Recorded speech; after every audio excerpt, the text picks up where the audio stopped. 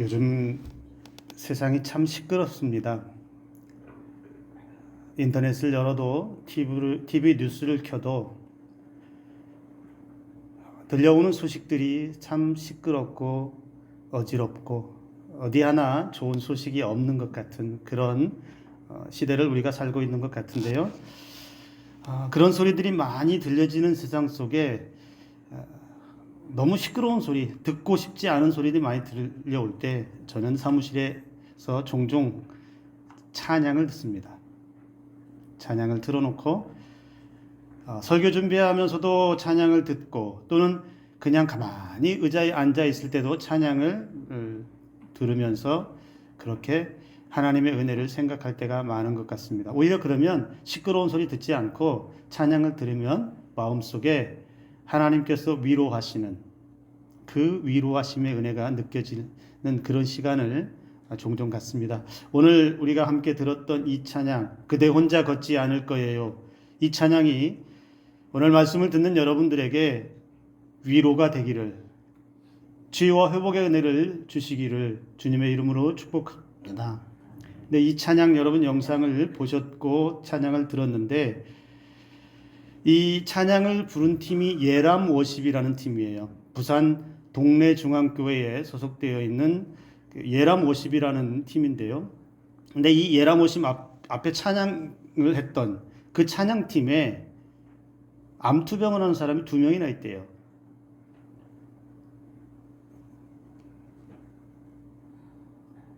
제가 영상을 보면서 감동한 것은 암투병 그 자체가 아니에요. 저들이 어떻게 저렇게 하나님을 찬양할 수 있을까? 이 곡이 그대 혼자 걷지 않을 거예요 라고 하는 이 곡이 어떻게 탄생했는가 라고 하는 인터뷰 영상을 제가 보았어요. 근데 그 팀원 중에 한 사람이 너무 힘든 시기를 지날 때에 차 안에서 이런 생각을 했다고 그래요. 내가 지금 이렇게 힘들고 우리가 이렇게 힘들 때 하나님이라면 내게 뭐라고 말씀하실까? 하나님이시라면 어떤 마음으로 나를 위로하실까? 그런 생각을 하면서 마가복음과 잠언 16장 9절의 말씀을 가지고 이 곡을 만들었다라고 합니다. 저기 찬양하는 사람들의 모습 가운데 누군가는 암투병으로 힘겹게 병마와 싸우는 사람이 있고, 그러나 질병이 아니어도 누군가는 살다 보면 힘겨운 사람들이 있을 수 있습니다.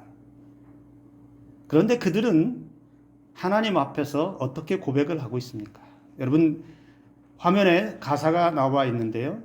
그대 폭풍 속을 걷고 있을 때, 비바람을 마주해야 할 때, 불빛조차 보이지 않아도 그대 혼자 걷지 않을 거예요. 두려움 앞에서 하늘을 보아요. 외로운 그대여 걱정 마요. 꿈꾸는 그 길을 또 걷고 걸어요. 그대 혼자 걷지 않을 거예요. 자신의 삶이 녹록치 않은데, 자신의 삶에서 파도가 치고 바람이 불고 뒤집어질 것 같고 도저히 숨을 쉬고 살아갈 수 없을 것 같은데 어떤 고백을 하냐면 나는 혼자 걷지 않는다. 내 삶은 결코 혼자가 아니다라고 그렇게 고백하는 그들의 찬양을 보면서 오늘 우리도 그러한 찬양의 입술이 있어야 되지 않을까요? 우리도 저렇게 찬양하면서 우리의 삶의 순간순간을 하나님의 은혜로 채워가야 하지 않을까라는 그런 생각을 해봅니다. 우리가 살면서 여러분 우리의 삶이 항상 잔잔하거나 꽃길만을 걸어가는 건 아니죠. 살다 보면 저 찬양의 가사처럼 폭풍과도 같은 그런 시기를 만날 때가 있고, 어떨 때는 마음속 깊숙이서부터 슬픔이 나를 덮을 때도 있습니다. 견딜 수 없는 고통이 있을 수 있습니다. 누군가는 오랫동안 아픔을 안고서 살아가는 사람들도 있습니다. 그런 고통이 없으면 좋겠지만 우리의 삶에는 나도 모르는 사이에 예고치 않을 때에 찾아오기도 합니다. 여러분에게서 있어서 살면서 가장 힘든 것은 무엇입니까? 지금까지 여기까지 오시면서 가장 힘들었다라고 하는 것은, 또는 여러분들을 가장 힘들게 하는 것이 있다면 그것은 무엇일까요? 사람마다 다를 것입니다. 여러 가지 이유들로 힘들어할 것입니다. 그런데 제 생각에는, 제가 한 가지 생각하는 것 중에 사람에게 있어서 가장 힘들게 하는 건 뭐냐? 외로움이라는 겁니다. 나 혼자 있다. 나 혼자 있다. 나는 지금 고통스럽고, 나는 지금 여러 가지로 힘든 상황 가운데 있고, 나는 여러 가지로 곤란한 상황 가운데 있을 때에 주변을 돌아보니 아무도 보이지 않을 때. 그런데 이런 마음은 신앙인들 가운데서도 있을 때가 있습니다. 신앙이 있고 믿음이 있는 사람인데도 불구하고 삶이 어려우면, 삶이 고통스러우면 여기저기를 빙 둘러보는데 아무도 보이지 않습니다. 그리고 하나님의 존재도 때로는 느껴지지 않을 때가 있습니다. 그래서 어떨 때는 그럴 때도 있지요. 과연 하나님이 내 삶에 계십니까? 과연 하나님이 지금 나를 돕고 계십니까? 하나님, 내가 이렇게 오래도록 이렇게 고통의 자리에 떨어져 있는데 과연 하나님이 나를 지켜보고 계시는 것이 맞습니까? 우리는 그렇게 하나님을 향해서 질문하거나 또는 때에 따라서는 원망과 불평을 쏟아낼 때도 있습니다. 홀로 있다라고 하는 것, 나 혼자라고 하는 이 생각이 우리의 인생에서 가장 어렵게 하고 불편하게 하기도 하고 고통스럽게도 한다라는 겁니다. 우리가 이번 한 주간 이제 추석을 명절을 맞이했습니다. 그래서 자녀들을 만나고 친척들을 만나고 행복한 시간들을 보내지만, 여러분, 이 추석도 누군가에게는 행복이 있을 수 있지만 누군가에게는 고통도 있을 수 있고, 누군가에는 외로울 수 있고, 누군가는 아무도 돌아보지 않는, 아무도 바라봐 주지 않는 그런 외로움 가운데 살아가는 사람들도 있습니다. 믿음의 사람들, 결코 혼자가 아님을 늘 기억할 수 있어야 하는데, 여러분, 여기서 혼자가 아니다라고 하는 것은 반드시 우리에게는 우리의 인생 가운데 함께 걷고 있는 그분이 계시다는 겁니다. 우리의 발걸음에 보폭을 맞추어서 우리와 함께 걸어주시고, 때로는 우리와 함께 앉아주시고, 때로는 우리와 함께 먹어주시고, 때로는 우리의 꿈꾸고 소망하는 것 위에 함께 하셔서 모든 생각을 움직여 주시는 그분이 우리 곁에 계시다는 이 사실을 여러분 결코 한순간도 잊지 마시기를 바랍니다. 예수님의 제자들이 예수님과 함께 배를 타고 항해를 시작했습니다. 배를 타고 갑니다. 그런데 얼마 되지 않아서 그 바다 한가운데서 큰 폭풍을 만났습니다. 성경을 통해서 보면 이 폭풍이 얼마나 거세고 얼마나 대단했는지 배가 거의 뒤집힐 것 같은, 파도가 제자들을 삼킬 것 같은, 그래서 그 바다 한가운데서 폭풍과 바람과 파도에서 생명을 걸고 사투를 벌여야 하는 그런 상황을 만났습니다.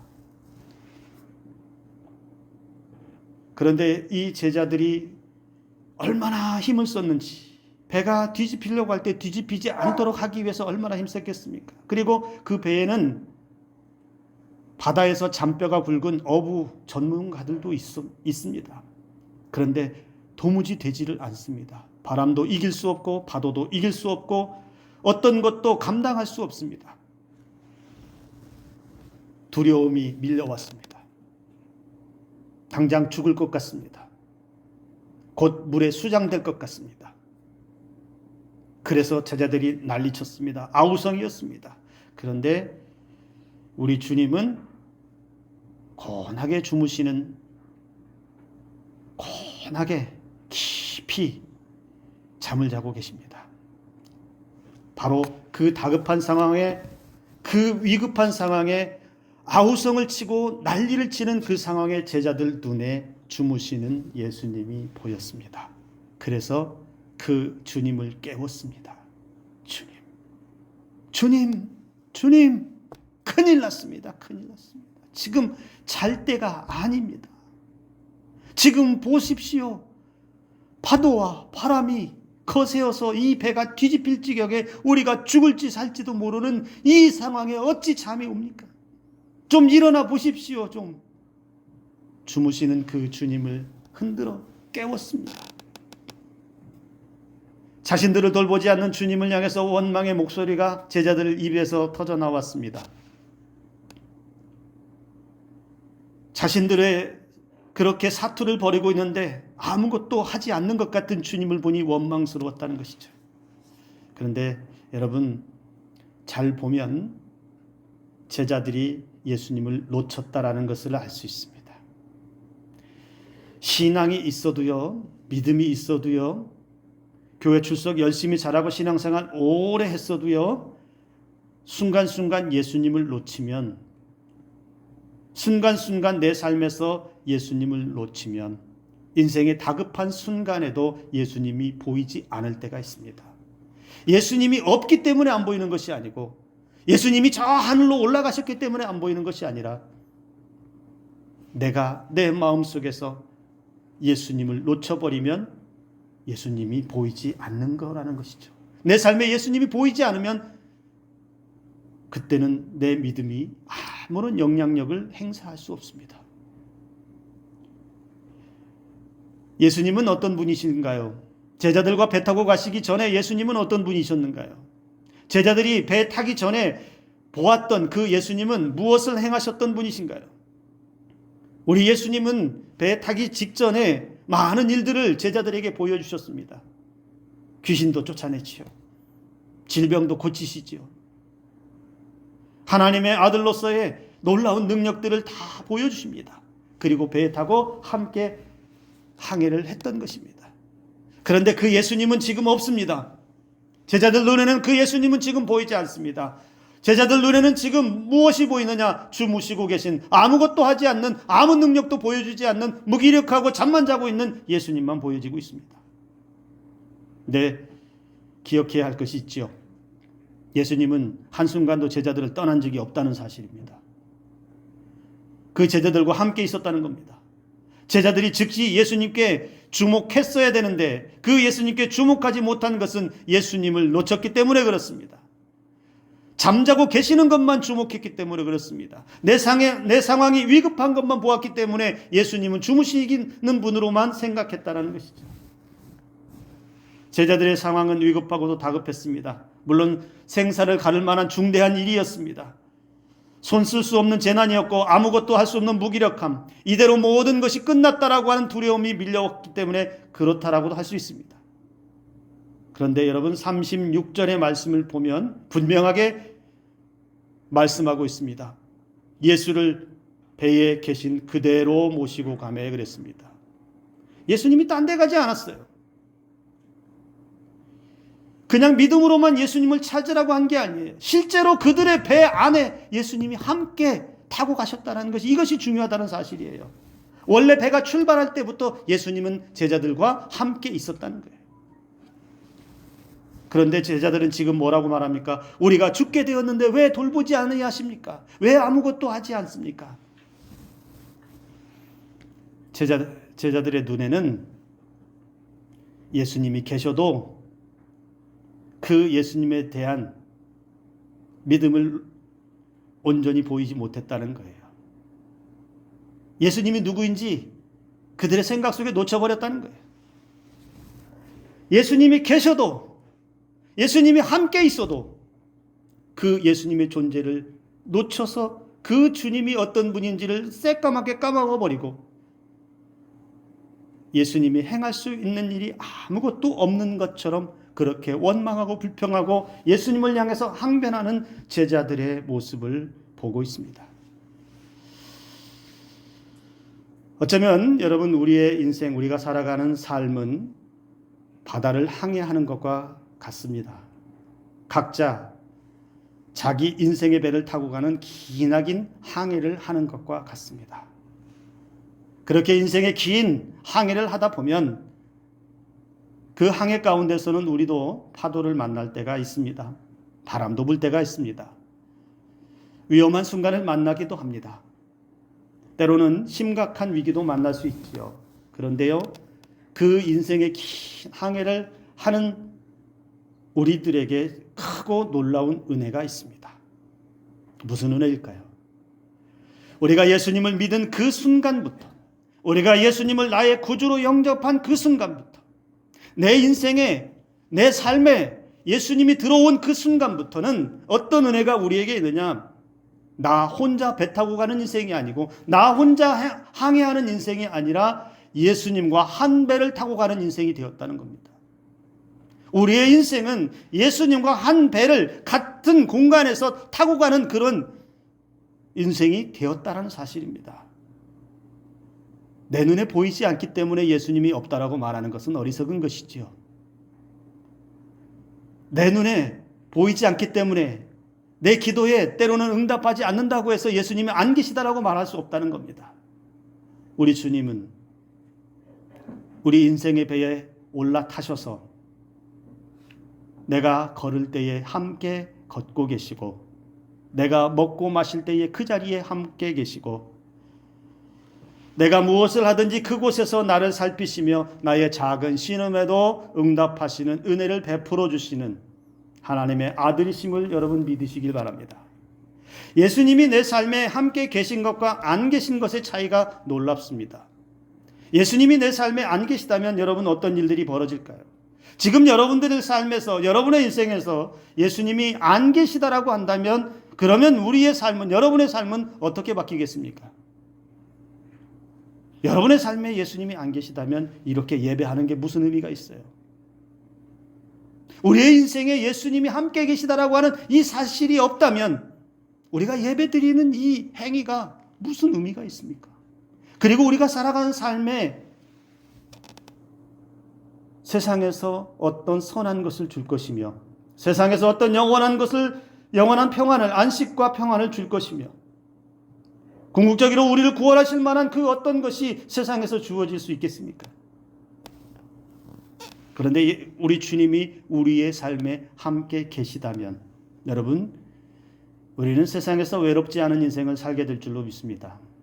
결코 어려움 가운데, 고통 가운데 홀로 떨어진 인생이 아니라, 예수님이 없어서 몸부림치는 인생이 아니라 예수님과 함께 그 고통의 자리에서 일어날 수 있는 인생이 된 줄로 믿으시길 바랍니다.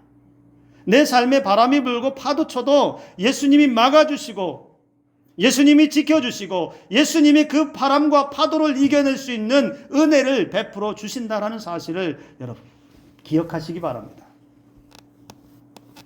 우리도 살아가면서 예수님을 놓칠 수 있습니다.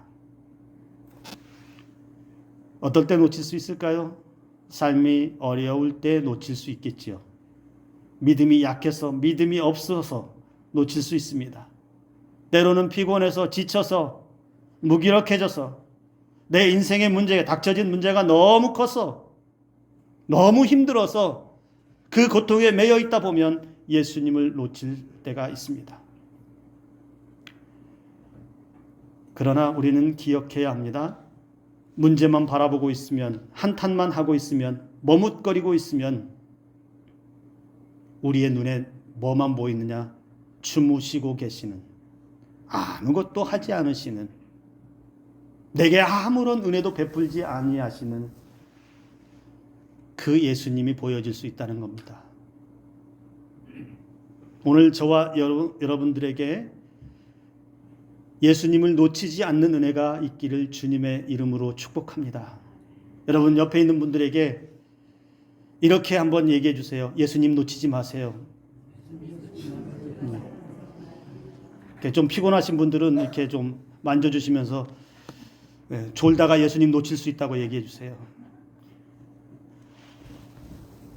여러분, 예수님께서 원망하는 그 제자들을 말을 듣고 예수님이 일하시기 시작합니다. 바람을 꾸짖으시고 바다더러 이르시되 잠잠하라, 고요하라. 그러니까 조금 전까지 그렇게 사납던, 그렇게 위력이 대단했던 그 바람과 파도가 아주 잔잔하더라. 제자들에게 닥쳐있던 현실의 두려움, 해결할 수 없어서 어찌할 바 몰라서 죽을 것 같아서 조금 전까지 그렇게 난리를 쳤는데 예수님의 말씀 한마디에 모든 것이 쥐죽은 듯이 조용해지는, 잠잠해지는 은혜를 우리 주님이 제자들에게 베풀어 주십니다. 어떻게 이런 일이 일어난 것일까요? 우리는 잘 압니다. 우리 주님은 하늘과 땅의 모든 권세를 가지신 하나님의 아들이시기 때문에 자연도 다스리시고 모든 만물을 다스릴 수 있는 능력을 가지신 분이십니다. 그리고 배타기 이전에 조금 전에도 말씀을 드렸지만 우리 주님은 귀신도 쫓아내시고 질병도 치유하시고 모든 것을 다스렸습니다. 이제는 자연도 다스리시는 그 권능을 제자들에게 보여주셨다라는 것이죠. 홀로 걷는 것 같은 인생에게, 문제투성이 인생에게, 고난에 깊이 빠진 인생에게, 눈물 가득한 그런 인생에게 우리 주님은 말씀하십니다. 잠잠하라, 고요하라. 그래서 우리의 인생이 다시금 주님의 그 말씀 앞에 힘을 얻고 이겨낼 능력을 얻고, 그래서 예수님과 함께 있는 그 자리에서 우리는 다시 삶의 회복을 누리게 될 줄로 믿습니다. 제자들이 문제를 해결한 방법은 다른 데 있지 않았습니다. 돈으로 해결한 것도 아니고요, 인맥으로, 권력으로, 세상 영광으로도 해결한 것이 아니었습니다. 바로 함께 계신 예수님, 그 자리에 계신 예수님, 그 예수님의 능력으로 해결함을 받았습니다. 오늘 우리에게 예수님이 우리와 함께 계시면 우리도 그 능력을 얻게 될 줄로 믿습니다. 우리의 삶에, 저와 여러분들의 인생에게 말씀하시는 그 능력이 임할 줄로 믿습니다. 이 은혜가 있기 때문에 우리가 어려워도 힘겨워도 슬퍼도 견딜 수 있고 이겨낼 수 있는 힘이 있다라는 것입니다. 혼자 걷는 것 같아도 깊은 고난의 자리에서도 우리가 주님을 찾으면 주님은 우리에게 은혜 베풀어 주십니다. 예수님은 제자들이 자신들을 돕지 않는다고 하소연한 것을 두고 이렇게 말씀하셨습니다. 어찌하여 무서워하느냐? 너희가 어찌하여 믿음이 없느냐? 근데요, 저는 이 말씀이 이렇게 들려요. 어찌하여 나를 놓쳤느냐? 어찌하여 나를 놓쳤느냐? 내가 너희들과 함께 있었잖아. 내가 너희들과 함께 배 타고 갔잖아. 너희들 바로 옆에 있었잖아. 어째서 나를 놓쳤느냐? 어쩌면 오늘 저와 여러분들에게도 똑같이 말씀하실지 몰라요. 힘들어하는 인생, 외로워하는 인생, 혼자 있다라고 생각하는 인생들을 향해서 어찌하여 나를 놓쳤느냐? 여러분, 우리의 삶에서 우리와 함께 계신 예수님을 놓치지 말아야 합니다. 우리는 결코 혼자 걷는 인생이 아니며 우리의 인생길에 함께 걸어주시는 우리 주님이 계시다는 사실을 여러분 잊지 마시기 바랍니다. 이사야 43장 2절에서 우리에게 큰 도전을 줍니다. 홀로 있는 것 같은, 그리고 힘겨움에 빠진 인생들에게 이사야 선지자를 통해서 말씀해 주십니다. 우리 함께 다 같이 읽겠습니다. 함께 읽습니다. 내가 물 가운데로 지날 때에 내가 너와 함께 할 것이라. 강을 건널 때에 물이 너를 침몰하지 못할 것이며 네가 불 가운데로 행할 때에 타지도 아니할 것이요 불꽃이 너를 사르지도 못하리니. 우리 주님이 우리와 함께 하시면, 우리의 인생에 함께 걸어주시면 이 은혜가 우리의 은혜인 줄로 믿습니다. 여러분, 제가 여러분에게 묻습니다. 그러면 예수님은 지금 어디 계십니까? 여러분에게 있어서 예수님은 지금 어디 계십니까? 누가 지금 작은 소리로 얘기했어요. 제가 들었어요. 내 마음속에. 정답. 예수님은 지금 여러분 마음속에 계십니다. 이 성전 안에 계십니다. 그리고 여러분의 마음속에 계십니다.